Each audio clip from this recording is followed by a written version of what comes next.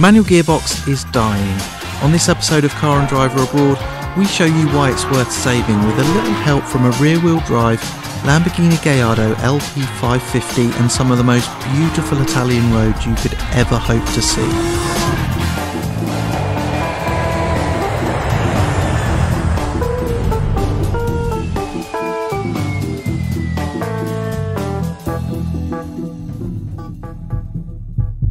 Outside of the big cities in Italy, life goes slow.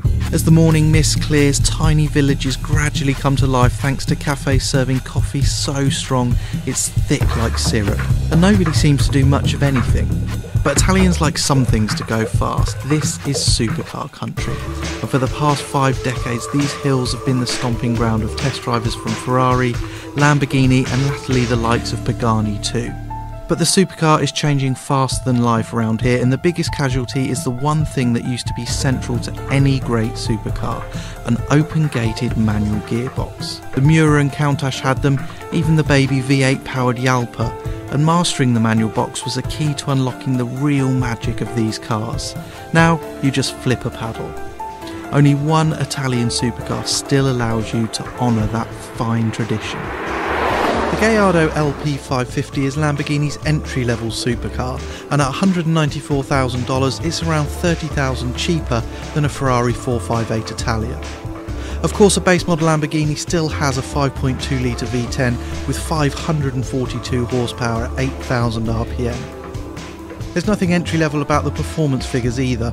0 to 60 comes up in 3.6 seconds and a quarter mile in 11.6 at 124 miles an hour. It won't quite do 200 miles an hour, but 199 is enough most days.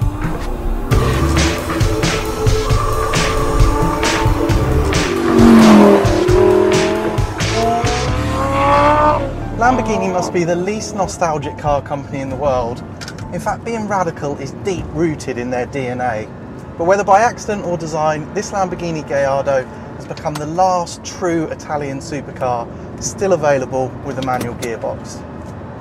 Sadly, customers very rarely, almost never spec them, and this car could be the very last manual gearbox Lamborghini for the foreseeable future. But this is one instance where the customer is most definitely wrong. So this is the LP550-2, that's 2 for two-wheel drive.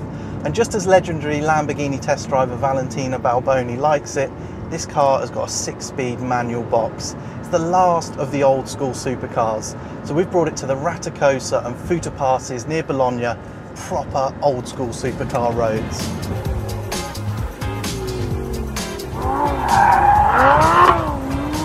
So what is it about the open-gated manual box that's so magical, and why do we think it's such a tragedy that it's disappearing? Well, partly it's this metal-on-metal noise which is so evocative. Partly it's the sense of control you get when you're driving a manual car, but most of all it's the satisfaction you get when you nail an absolutely perfect gear shift. In truth, some of those old supercars that we all daydream about had horrible heavy gear shifts, but this is different, light, fast and so easy to use. Weirdly, it makes Lamborghini's paddle shift e-gear system feel really cumbersome and old-fashioned. Of course, some paddle shift gearboxes are brilliant, for example the one fitted to the Nissan GTR, and they are undisputably quicker across the ground. But cars like this are so fast these days that losing a tenth here or there doesn't feel like a huge sacrifice at all. So how old school is the LP550?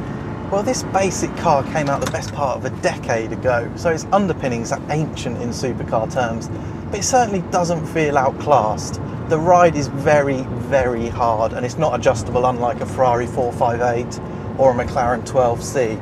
But the performance is still mega, and this V10 sounds fantastic.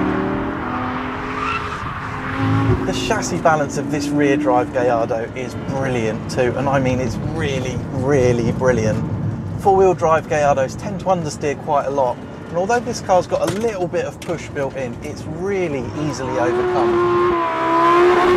So let's talk about that balance. This car does everything. For the most part it feels grippy and neutral, really hooked up.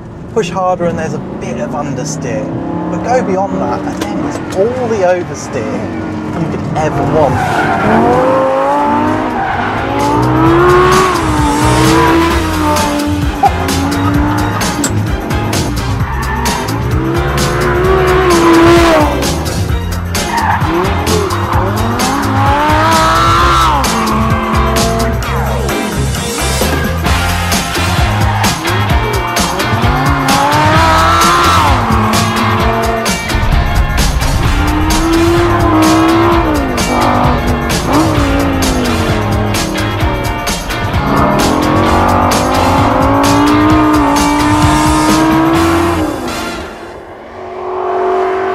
Where does this car fit with its rivals? Its natural rivals, I guess, are the Ferrari 458 and the McLaren 12C, although this is quite a lot cheaper. This is the cheapest car Lamborghini build, a manual gearbox, steel brakes, which are lovely, much better than Lambo ceramics, which are often really grabby.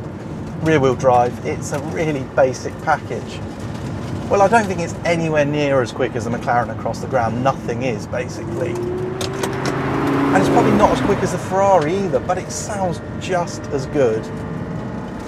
And its chassis is just as adjustable. I'm really surprised. Gallardo's always felt a bit clunky, but this box and rear-wheel drive in combination has totally changed the character of the car. It is the supercar bargain. It's still a ridiculous amount of money for most people, but it is the supercar bargain of the moment.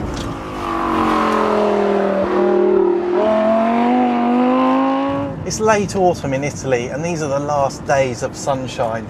And on these roads, I'm not sure I'd rather be in anything else. This car has been so much fun today, much more than I expected actually. There's just a delicacy to it that Gallardos have never had before, and I really, really like that. This recipe of a supercar with an open-gated manual box might be falling out of fashion very, very quickly, but on the road, it is still an incredibly compelling experience. The great tragedy, of course, is that when this car's gone, you won't even have the option to experience it ever again.